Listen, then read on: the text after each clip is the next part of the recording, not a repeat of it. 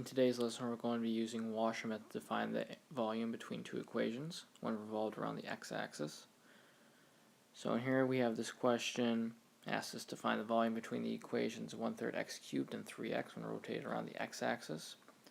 So in order to do this, we'll first have to find our intersection points, which we can do, or we can find by setting the equations equal to each other and finding our x values.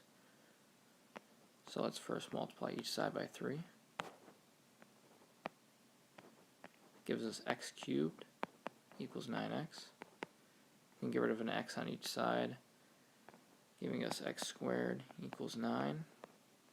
Take the square root of both sides. We get x equals 3.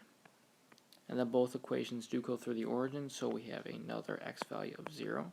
So that'll be our intervals, 0 to 3. Now let's set up our integral.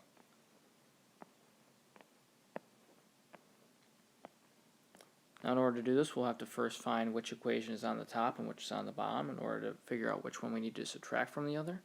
So we can either do that by using a graphing calculator to graph these equations or doing a quick sketch just to see what it looks like. I'll just do a quick sketch. The cubic will look something like that, and the line 3x will go something like this. So we can see that the line 3x is going to be on top of x cubed. So we will do 3x squared minus 1/3 x cubed squared. We also have to throw a pi out front because we are revolving around the x-axis. We also have to square both terms because of that as well. So before we do anything else, let's just square each term. First term will be 9x squared. Second term will be 1 over 9 x to the 6th. Now let's take the integral of this.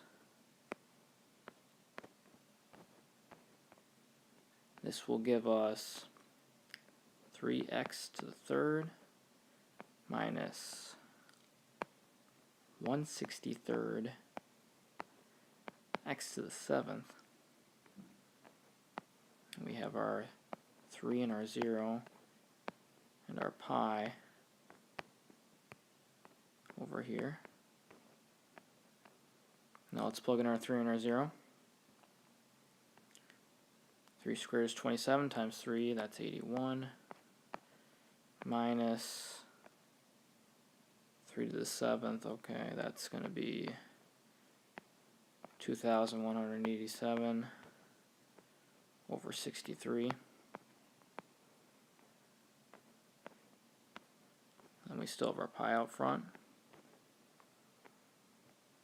I don't really feel like finding a common denominator, so 2,187 divided by 63 is going to be 34.7. That's subtracted from 81. Still have that pi.